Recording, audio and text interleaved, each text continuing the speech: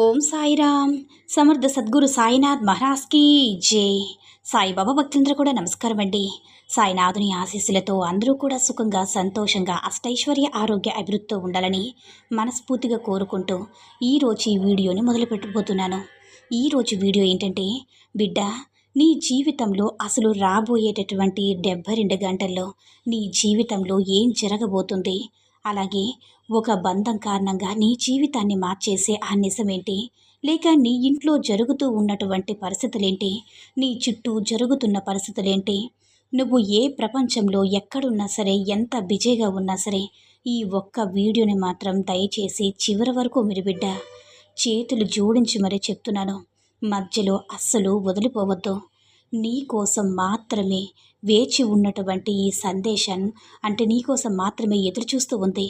కానీ శుభవార్తలు నీ దాకా చేరాలంటే నువ్వు చేస్తున్న కొంచెం తప్పులు పొరపాట్లని సరిదిద్దుకోవాలి.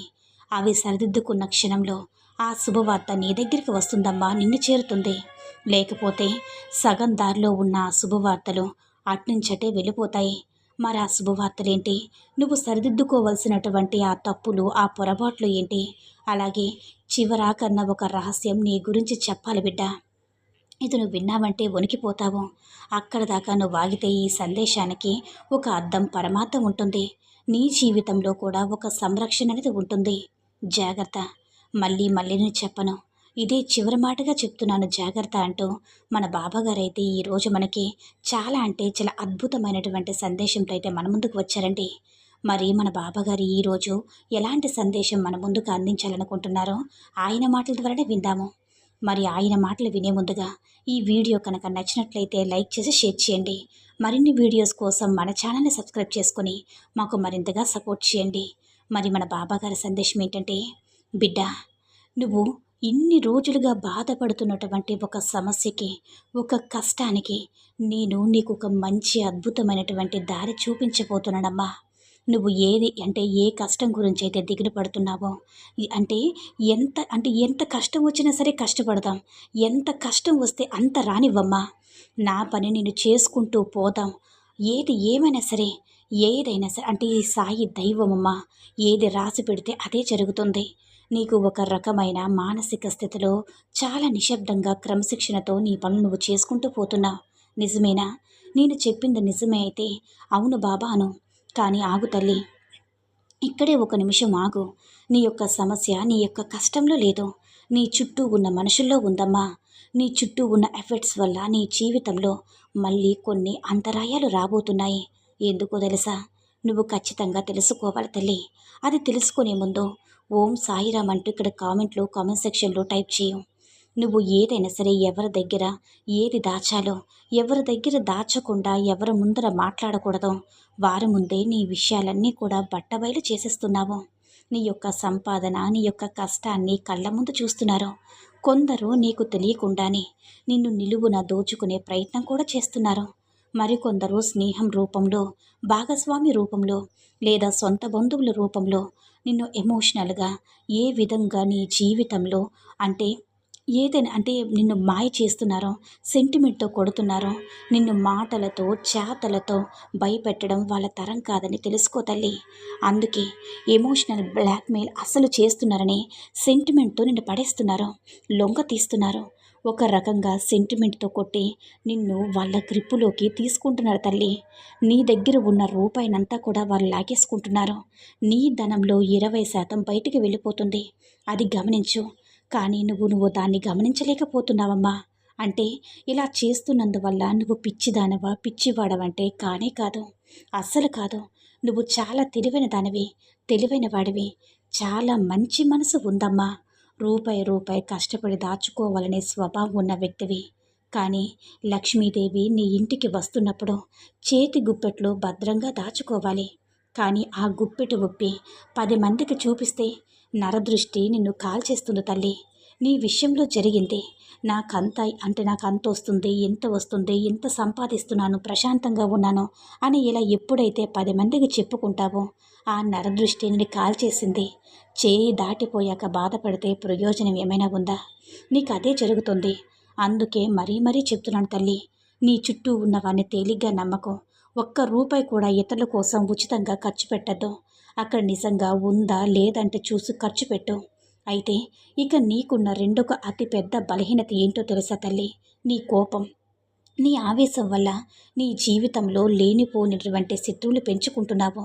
ముక్కుసూటిగా మాట్లాడే తత్వం నీది. శత్రువులు పెరిగిపోతున్నారు. ఈ సమయంలో ఈ కాలంలో ఎలా ఉండాలంటే లోపల ఒకటి పెట్టుకొని పైకి నటించే వాళ్ళకి ఈ యొక్క జనాలు నమ్ముతున్నారమ్మా. మిత్రులుగా ఉంటున్నారు, మోసపోతున్నారు. నువ్వు అలా కాదు తల్లి. ముక్కుసూటితనంగా వెళుతున్నావు. లేని నిష్ఠూరం తెచ్చుకుంటున్నావు. కోపం వచ్చినప్పుడు చుట్టూ ఎవరున్నారో వాళ్ళ పెద్దవాళ్ళ చిన్నవాళ్ళ ఏ సందర్భంలో ఉన్నావని కూడా చూడకుండా నువ్వు అరిచేస్తున్నావు. నువ్వు ఏదైనా సరే నా అనుకున్న వాళ్ళని సొంతం చేసుకుంటావు, వాళ్ళని దూరం చేసుకుంటున్నావో గుర్తుపెట్టుకో తల్లి. శత్రువు ఎప్పుడు కూడా నుదుటి మీద బోర్డు వేసుకుని తిరగడు కదా. సమయం చూసి తిరిగి కోలుకోలిన దెబ్బతీస్తాడు. వాడే మంచితనమనే ముసుగులో ఉన్న నీ శత్రువు తల్లి. తన యొక్క కోపమే తన శత్రువు. ఆవేశం వచ్చినప్పుడు ఓం సాయిరామ్ అంటూ అనుకో. నీ యొక్క మనసు అంటే నీ యొక్క మనసులో ఉంచుకో. అయితే చిన్నతనం నుంచి కూడా నీ జీవితం ఏమైనా సరే పూలబాటలా మార్చిందమ్మా. నీకు తెలిసిన విషయమే కదా. ఎన్ని కష్టాలు, ఎన్ని బాధలు, ఎన్ని మానసిక వేదనలు.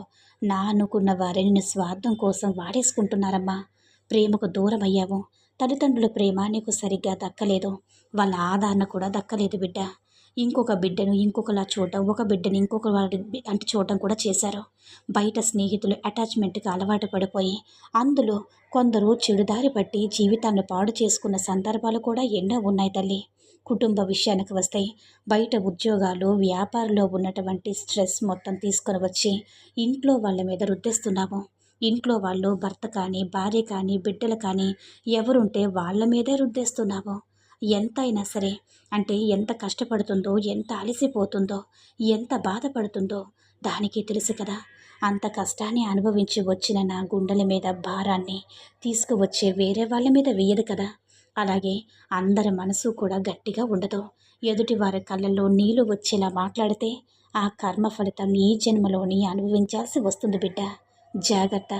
అసలు నువ్వు వినబోయేటటువంటి శుభవార్తలేంటో తెలుసా? తెలుసుకునే ముందు ఓం సాయిరామ్ అని కామెంట్ చేయు. మొదటి శుభవార్త, నీ లైఫ్ పార్ట్నర్ వల్ల నీకు ఊహించిన పెద్ద లాభం చేకూరబోతుందమ్మా. నీ జీవిత భాగస్వామి చాలా కష్టజీవి.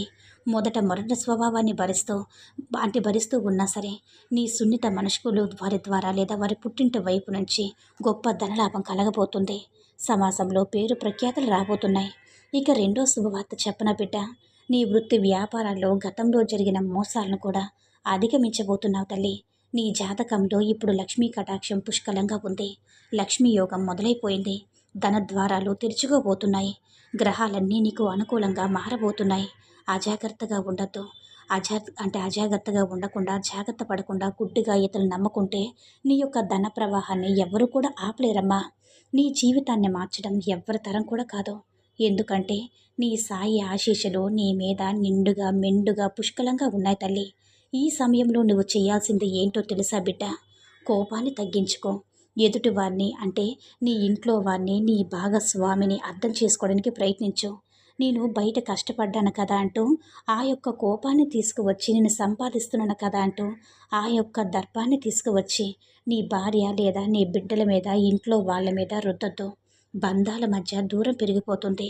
నువ్వు ఎంత కష్టపడ్డా, ఎంత చేసినా, ఎన్ని బాధలు భరించినా, ఎన్ని అవమానాలు సహించినా, ఏం చేసినా సరే ఆఖరికి నీ కుటుంబం కోసమే కదా. అలాంటప్పుడు నీ బాధని, నీ కష్టాన్ని, నీ కోపాన్ని తీసుకుని వచ్చి వాళ్ళు ఏం చేయగలరో ఆలోచించావా? ఎంత భరిస్తున్నావో ఆ కోపాన్ని, ఆవేశాన్ని అదుపులో పెట్టుకోవడానికి ప్రయత్నించు. నీలో నువ్వే దిగమింగుకో. వాళ్ళతో ప్రేమగా ఉండు. ఆ ప్రేమ నువ్వు అనుభవించడం మొదలయ్యావు అంటే నీలో ఉన్న కోపము, ఆవేశము ఎక్కడికి వెళ్ళిపోతాయో కూడా నీకు తెలియదు. అలా మారిపోతావబ్బా. ఆ చిన్న లాజిక్ వదిలేసి ఇంట్లో వాళ్ళ మీద అరిచేసి, గోల చేసేసి, తిట్టేసి వాళ్ళని రాద్ధాంతం చేసేస్తే దూరం పెరిగిపోతుంది. ఇంట్లో నరకం మొదలవుతుంది. బయట కష్టం, ఇంట్లో ఇలా నరకప్రాయంగా తయారైతే నీ మనసు ఎలా ఉంటుంది? కాబట్టి ఇంటికి రాగానే కొంచెం ప్రశాంతంగా ఉండు. ఇంట్లో భార్య బిడ్డలను ప్రేమగా మాట్లాడడానికి వస్తే నువ్వు కూడా కాసేపు ఒక 5 నిమిషాల కోపాన్ని దిగమింగుకొని నీ యొక్క కష్టాన్ని, నీ యొక్క నిరుత్సాహాన్ని దిగమింగుకున్నావంటే వాళ్ళే నీకు ఎనలేని కొండంత ధైర్యాన్ని ఇస్తారు, ఆనందాన్ని ఇస్తారు. అన్నీ కూడా ఇస్తారమ్మా. ఆ ప్రేమ అలాంటిది. నీ కుటుంబంలో ఉన్న ప్రేమానుబంధాలు అలాంటివి. ఎలాంటి కష్టాల్ని, బాధలన్నిటిని కూడా మరిపింపచేసేది కుటుంబ బంధం మాత్రమే కదా!